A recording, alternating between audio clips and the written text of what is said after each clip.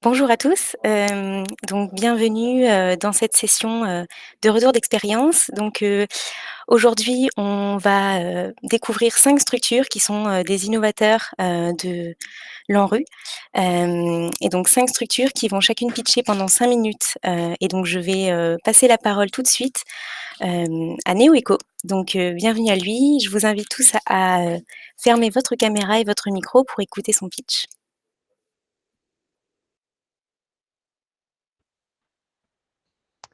Bonjour, Julien Rénal, je travaille pour NeoEco. À NeoEco, notre vision, c'est de vivre dans un monde sans déchets. Et pour faire ça, on crée des boucles d'économie circulaire. Dans le cadre de vos projets de renouvellement urbain, notre rôle, c'est d'être votre AMO, votre assistant à maîtrise d'ouvrage, et on inclut l'économie circulaire à toutes les étapes du projet.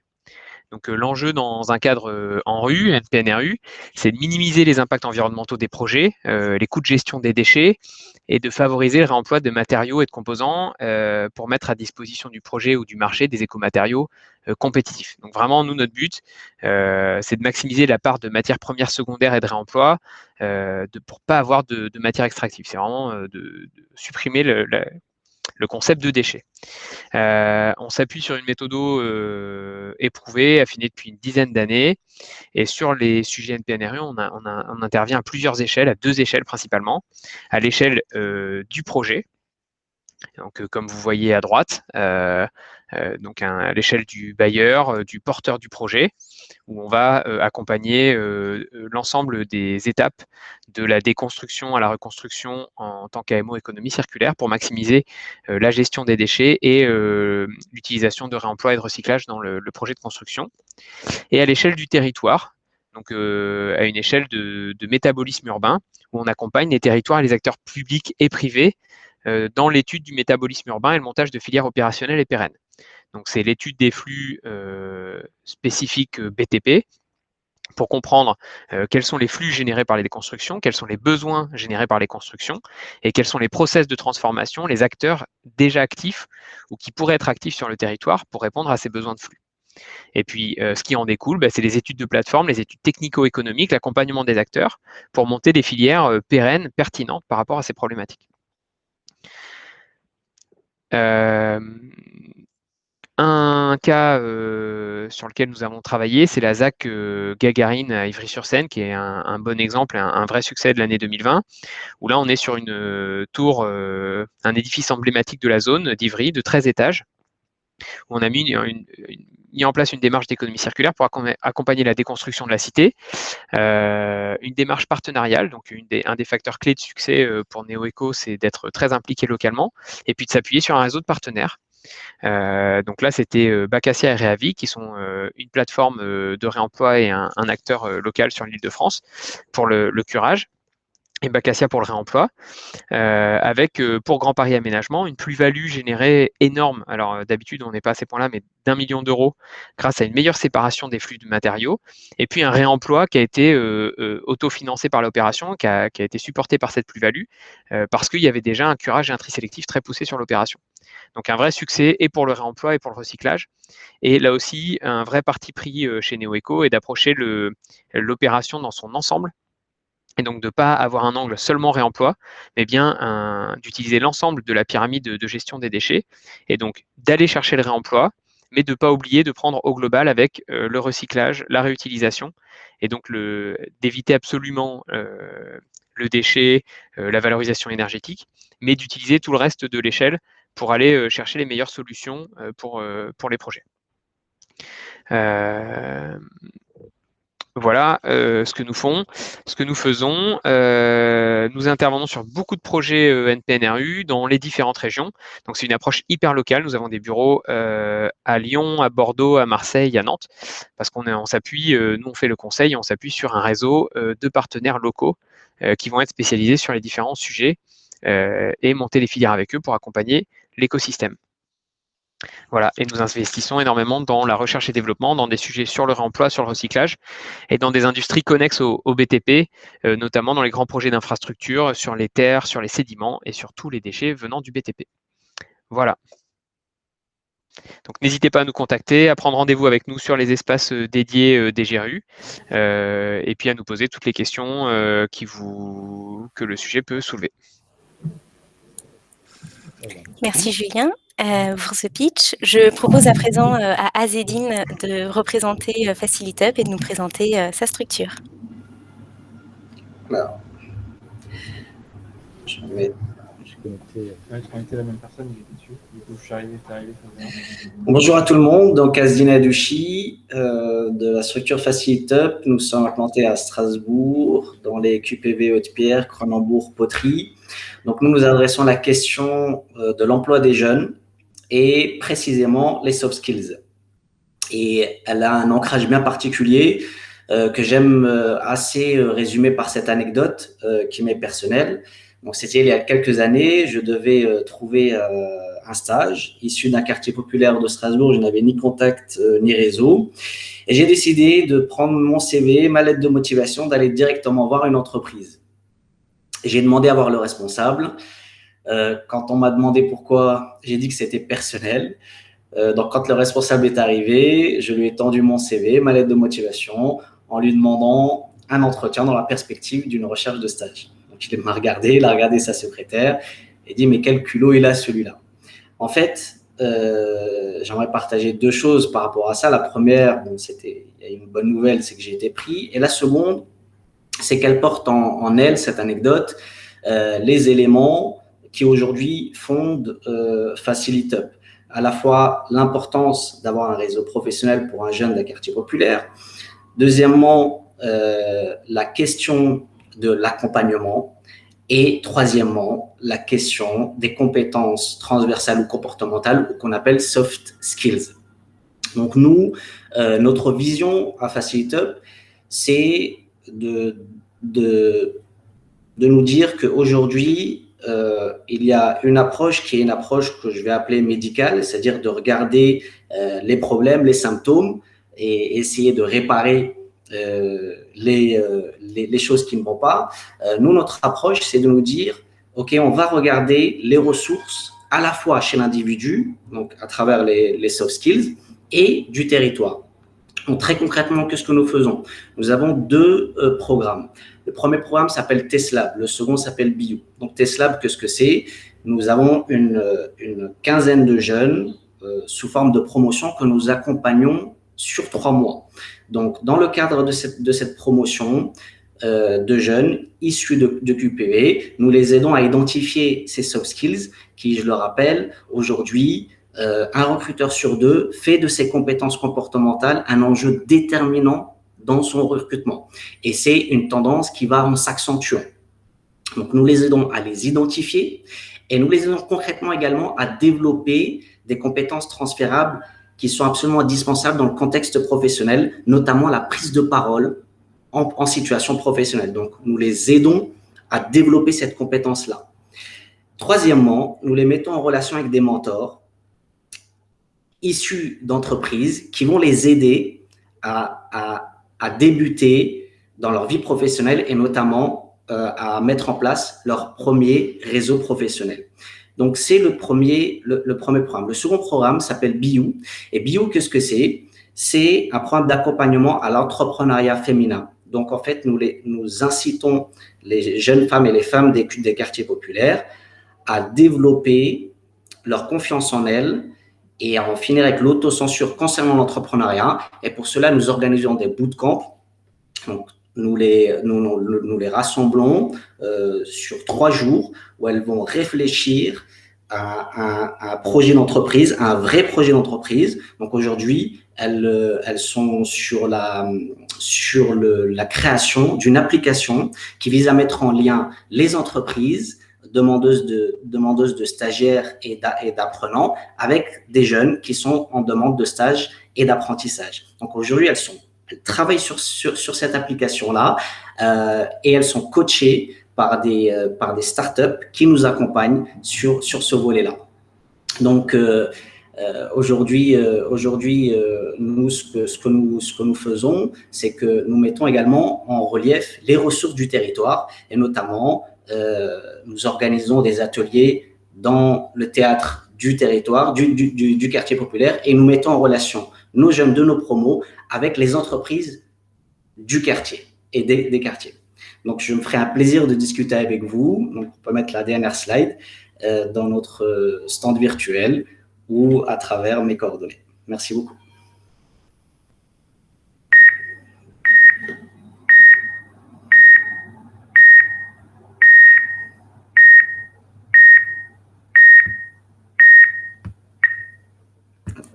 Alors, bonjour à tous. Bonjour à tous, je suis Didier Mignery, donc le président fondateur de UpFactor. Alors, UpFactor est une entreprise qui existe maintenant depuis 2017 et qui a pour ambition de détecter les potentiels de surélévation et de densification au cœur des métropoles et dans les quartiers. Alors, vous pourriez me dire, quel intérêt pour l'ANRU et notamment les quartiers NPNRU?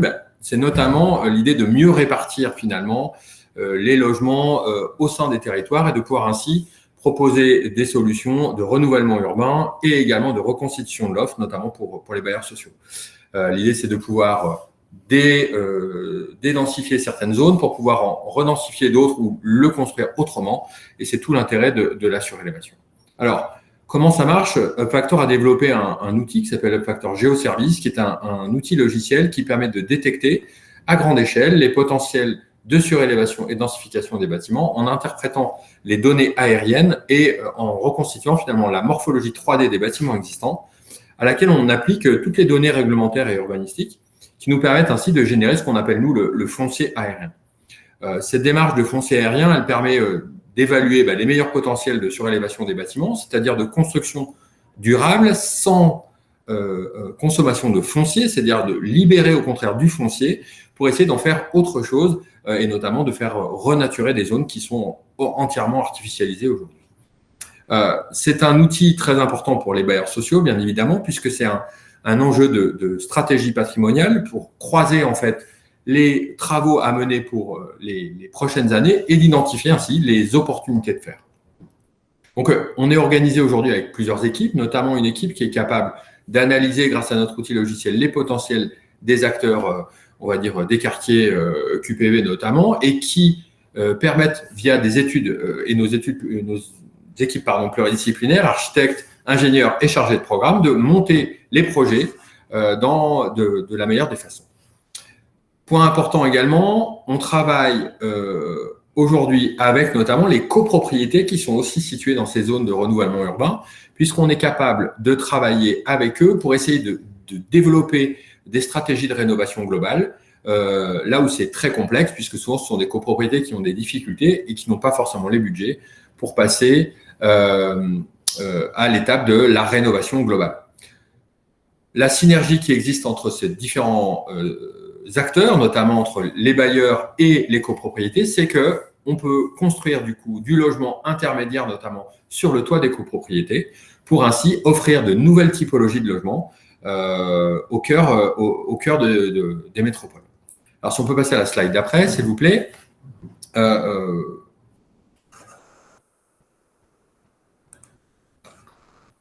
Hop, voilà, pardon. Un exemple très intéressant est le travail qu'on a mené notamment pour un syndic de copropriété qui s'appelle Auralia, pour lequel on a scanné massivement, grâce à notre outil logiciel, un peu plus de 4900 bâtiments sur les métropoles de Lyon et sur l'Île-de-France, dans lesquelles il y a effectivement des zones NPNRU, où on a essayé de voir comment on pouvait retrouver des surfaces qui étaient, entre guillemets, dédensifiées d'un côté pour pouvoir les redensifier ailleurs. Et en analysant massivement ainsi toutes les stratégies patrimoniales, on a été capable de détecter des projets pour ainsi reconstituer de l'offre, offrir aux bailleurs notamment des nouvelles typologies et ainsi proposer de nouveaux mètres carrés à exploiter. Autre cas intéressant, pas de slide malheureusement, mais point intéressant qu'on pourra tout à fait vous présenter, on va dire sur le cadre de notre stand virtuel et puis dans les prochains échanges qu'on pourrait avoir ensemble. Un cas intéressant où on a scanné par exemple le patrimoine de Partenord, dans les Hauts-de-France et dans le département du Nord, où on a essayé d'analyser comment on pouvait aider ce bailleur social à reconstituer son offre en dédensifiant là encore des zones en QPV et où en analysant le reste de leur patrimoine, on a pu trouver quelques opérations dans lesquelles on pouvait créer des mètres carrés en complément finalement des activités et des locations actuelles. C'est par exemple à Croix, une opération où on va créer un peu plus de 25 logements, à la fois en surélévation et densification, liés à chaque fois à une rénovation globale. Ce qui est intéressant également, c'est également valable sur un projet à Villeneuve d'Ascq, où là, on a pu exploiter des zones de parking, où en fait, des zones de parking ont été réutilisées pour créer des logements, on va dire, et ainsi surélever quelque part le parking existant en renaturant une partie des espaces qui étaient périphériques et en créant un logement, on va dire, aux normes RT 2012, et ainsi proposer une véritable stratégie de renouvellement urbain en ne consommant pas d'espace autres que les espaces déjà artificialisés. Voilà. En quelques mots, voilà un peu la démarche UpFactor. C'est une démarche globale qui va de l'analyse jusqu'à l'assistance à maîtrise d'ouvrage pour les bailleurs sociaux notamment et également pour les copropriétés. N'hésitez pas à nous contacter sur notre stand virtuel ou à nous contacter directement par mail. Merci beaucoup. Merci beaucoup Didier et nous passons la parole du coup ensuite à Nicolas.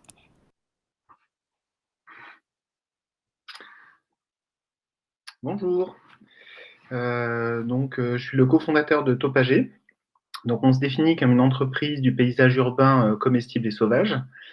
Et on a commencé notre expérience sur les toits d'AgroParisTech, où on a du coup fait des études scientifiques pour voir comment on pouvait mieux cultiver sur les toits. Ça, c'était en 2013. Depuis, on s'est développé. On a 24 salariés. On a notamment participé à la rédaction de nouvelles règles professionnelles sur l'agriculture urbaine en toiture. Et du coup, on a développé pas mal de liens avec la science et la technicité. Et j'ai écrit le slide précédent, s'il vous plaît. J'ai écrit du coup un livre, Mon potager en ville, qui cherche un peu à démocratiser toutes ces notions scientifiques, parce que nous, on pense que la pédagogie et de se centrer sur l'usage, ça nous permet vraiment d'être plus performants. Voilà, slide suivante. Nous, on est notamment dans la valorisation des toitures, avec des jardins partagés, comme sur le toit de logement en accession à Ivry-sur-Seine qu'on a réalisé en 2015 et qui fonctionne très bien aujourd'hui. Des jardins familiaux, où l'idée c'est plus que différentes familles aient chacune leur parcelle, où elles puissent cultiver, comme dans les anciens jardins ouvriers. Et pour ça, on est sur une culture beaucoup plus dense et un mode de gestion très intéressant, puisqu'à partir du moment où la toiture est végétalisée, le loyer symbolique que payent les habitants qui le souhaitent pour leur jardin suffit à couvrir tous les frais et du coup, il n'y a plus du tout de frais d'exploitation par la suite. On intervient aussi à l'échelle de quartiers entiers, hein, comme à Nantes, où on a créé des vergers collectifs pour avoir une autre forme d'agriculture urbaine au sol qui permettent de multiples usages, comme par exemple le loisir, etc., sous les arbres fruitiers. Et puis, on intervient aussi pour faire des types de toitures végétalisées un peu innovantes, c'est-à-dire où toutes les graines viennent avec le vent et les oiseaux. Et du coup, on a vraiment une végétalisation spontanée pour un coût très modique et plus cohérente en termes de biodiversité. Donc, on intervient aussi bien pour la construction neuve et la réhabilitation. Et on est très centré sur la notion de service écosystémique en termes de rafraîchissement, de protection d'étanchéité, de rétention des eaux pluviales. Et on a toute une démarche où on chiffre ces services écosystémiques en termes de gains financiers pour le bailleur dans la durée. Voilà. Alors, pour avoir un exemple un peu plus détaillé qu'on a fait pour des bailleurs sociaux, c'est l'exemple d'un jardin où on a fait une conception participative du jardin pour que les usagers se l'approprient vraiment. On les a aidés à créer une association pour le gérer et ça a très bien marché. Aujourd'hui, ils sont complètement autonomes.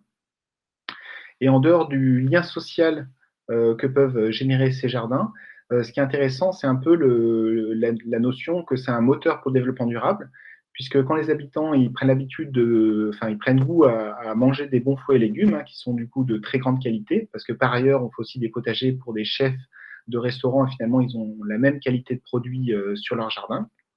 Donc ça, c'est une vraie fierté. Et puis, pour cultiver, ils vont devoir trier leurs déchets pour produire leur propre compost et alimenter leur jardin. Et ça les entraîne aussi à mieux trier leurs autres déchets Et il y a un autre paramètre qui est intéressant, c'est que ça les incite aussi à un meilleur respect des communs, puisque autant on peut facilement jeter des déchets dans des espaces verts, autant dès qu'on a un jardin, c'est beaucoup moins évident de le faire. Et globalement, ce jardin entraîne une meilleure gestion du site en général. Voilà. Pour conclure, n'hésitez pas à me contacter pour qu'on puisse étudier des projets spécifiques. Nous, on croit vraiment dans le potentiel de jardins partagés, de jardins familiaux, que ce soit sur les toits et au sol. Et on intervient beaucoup en construction comme en réhabilitation. Et on sait être créatif, même quand le bâti est un peu compliqué, pour proposer des solutions. Donc voilà, n'hésitez pas à me contacter. Et puis, merci beaucoup pour votre attention. Merci beaucoup Nicolas et on passe ensuite la parole à Jean-Baptiste Dupont qui représente le collectif d'animation de l'habitat participatif. Alors, bonjour. Donc, nous accompagnons des projets d'habitat participatif. Cap Île-de-France a une dizaine d'années sous forme associative, puis aujourd'hui sous forme de SCIC, avec comme caractéristique que la gouvernance est majoritairement habitante dans cette SCIC. Alors on peut peut-être mettre le slide suivant. Voilà, donc on fédère donc des associations départementales sur l'Île-de-France, donc il y en a 4 aujourd'hui qui couvrent 5 départements, donc le 78-92, le 77, le 94 et 93. Et on accompagne effectivement l'initiation de ces projets. On conseille les collectivités, les organismes HLM qui sont désireux d'initier des projets d'habitat participatif, pour effectivement les aider à mettre en place et à réserver des fonciers pour de l'habitat participatif ou à envisager effectivement des reconversions de bâtiments. On commence à voir dans le cadre de réflexion sur la reprogrammation d'opérations en rue la possibilité de restructuration lourde sur des bâtiments qui étaient destinés éventuellement à la démolition et qui peuvent être saisis sur l'habitat participatif. Et on développe avec des maîtres d'ouvrage, généralement des coopératives de logement social, donc des solutions novatrices d'habitat participatif en QPV, sous la forme de l'accession progressive à la propriété et sous la forme du bail réel solidaire, ce qui permet en particulier de proposer des parcours résidentiels à des familles modestes qui, sans ces dispositifs, n'auraient pas la possibilité d'accéder à l'habitat participatif. Et enfin, on accompagne je dirais la cinquantaine il y a une cinquantaine de projets d'habitat participatif habités en Île-de-France. Il y en a à peu près autant en développement, et on accompagne effectivement les habitants ou des citoyens qui viennent nous voir effectivement à la recherche d'un foncier ou de la programmation ou à réfléchir sur leur futur mode de gestion. Voilà. Donc on assure une interface entre le groupe d'habitants et les autres parties prenantes qui sont la collectivité, l'aménageur et le promoteur. Peut-être le slide suivant.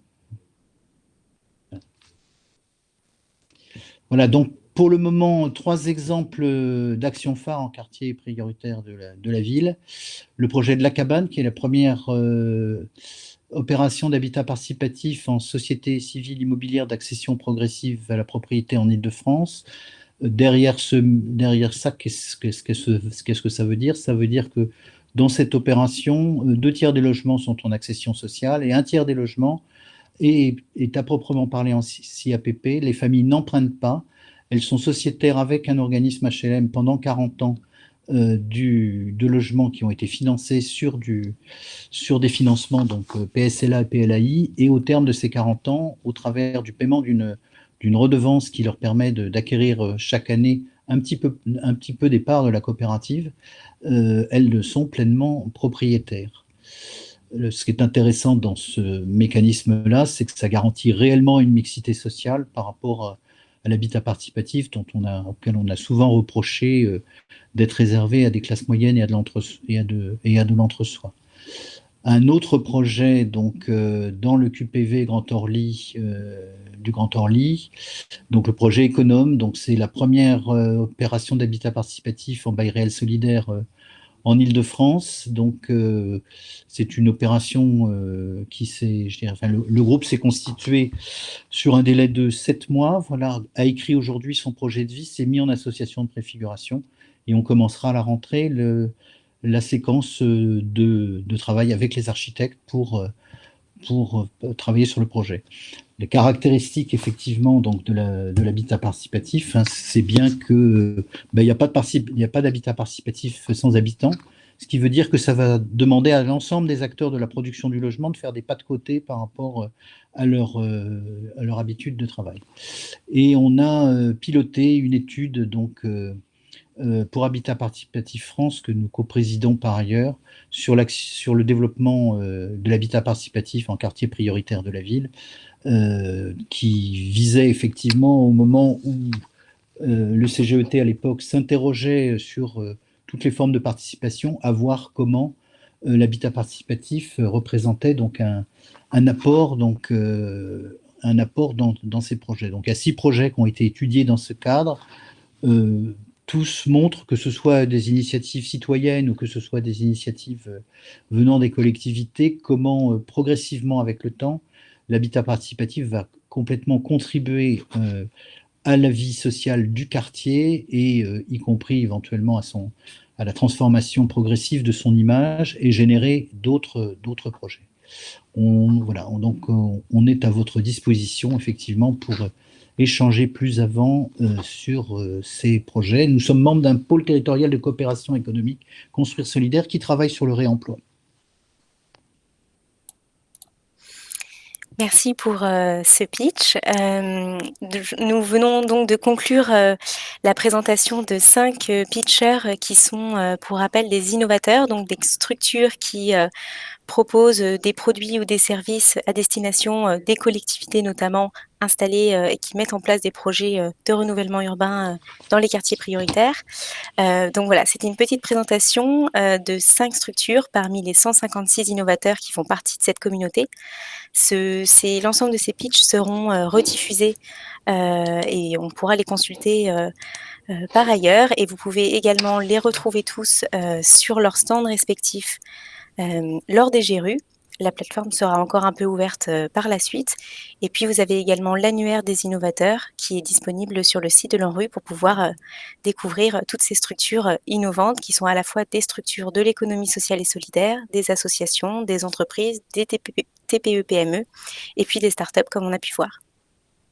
Merci à tous. On va donc conclure cette session. Je vous remercie pour votre participation, intervenants comme participants.